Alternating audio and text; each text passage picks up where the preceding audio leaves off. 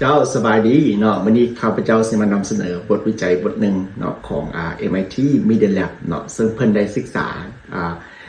เกี่ยวกับผลกระทบของการนำใช้ ChatGPT ต่อกับมันสมองของพวกเขาเนาะซึ่งการศึกษาตัวนี้เนาะเพิ่นได้เฮ็ดในกลุ่มคนเนาะนักเรียน60คนอยู่ระหว่างอายุประมาณ18ปีหา39ปีเนาะและเพิ่นได้แบ่งนักเรียนกลุ่มเหล่านี้ออกมาเป็น3กลุ่มเนาะกลุ่มหนึ่งเป็นกลุ่มที่ว่าบอใช้ ChatGPT เลยเนาะและกลุ่มที่2เป็นกลุ่มที่ใช้เฉพาะแต่ Google เนาะและกลุ่มที่3เป็นกลุ่มที่ใช้ ChatGPT เนาะและก็จะให้นักเรียน3กลุ่มนี้เนาะเขียนบทข้อความสั้นเนาะแต่ในเวลาที่ว่ากำหนดไว้เนาะและก็จะมาเบิ่งว่ามันสมองของ3กลุ่มนี้มีความแตกต่างกันแนวใดเนาะซึ่งการศึกษาตัวนี้เพิ่นได้ใช้ระบบEEG มาเบิ่งว่าสมองของ3กลุ่มนี้เนาะมีการตอบรับหรือว่ามีการกระทบมีการทึกกระทบแบบใดเนาะซึ่งผลวิจัยตัวนี้ได้ออกมาว่ากลุ่มทับอิฐซึ่งเป็นกลุ่มที่ว่าบ่ใช้อินเทอร์เน็ตบ่ใช้หยังเลยเนาะเข้าในการเขียนบทข้อความสั้นเนาะเห็นได้ว่าเนาะคนกลุ่มนี้เนาะการเสื่อมต่อสมองของพระเจ้าค่อนข้างกว้างและก็ชัดเจนที่สุดในบรรดา3กลุ่มเนาะในการสื่อสารระหว่างสมองส่วนที่ว่าเอิ้นว่าเบิ่งเห็นเนาะกับการตัดสินใจนะเนาะมันหลายที่สุดในบรรดา3กลุ่มเนาะบัดนี้กลุ่มที่ว่าใช้Google เนาะซอยกับเจ้าเขียนบทเอเซ่เนาะสมองเนาะเฮ็ดเวียกนักในส่วนของการประเมินผลภาพหรือเราเป็นความจำเนาะ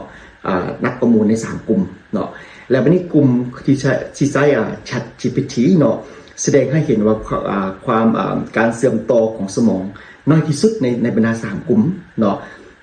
และวันนี้ผลสรุปตัวนี้ก็บ่ได้หมายความว่าการนำใช้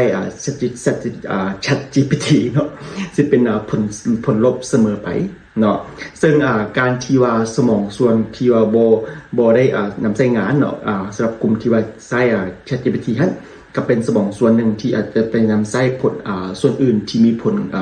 มีประสิทธิผลหลายกว่าบ่เนาะฉะนั้นณปัจจุบันนี้บรรดานักสื่อสารเนาะเขาจะก็ยังบ่สามารถสรุปได้ว่าการที่ว่านำใช้ChatGPT เนาะต่อกับการเขียนบท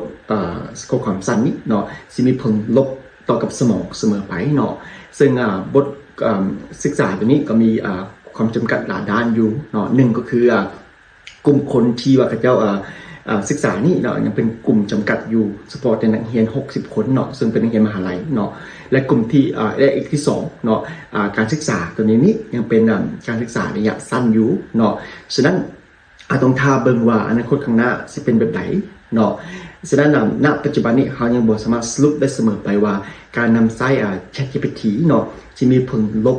ต่อกับมันสมองของพวกเขาเสมอไปเนาะฉะนั้นคันว่าอนาคตข้างหน้าเนาะข้าพเจ้าเห็นบทวิจัยหรือว่าบทศึกษาใดที่เกี่ยวพันกับการนำใช้ ChatGPT ต่อกับสมองข้าพเจ้าสินำมาเสนอต่อกับทุกท่านอีกเนาะแต่ว่าณปัจจุบันเขาตัดสินบ่ได้เนาะว่าการนำใช้ ChatGPT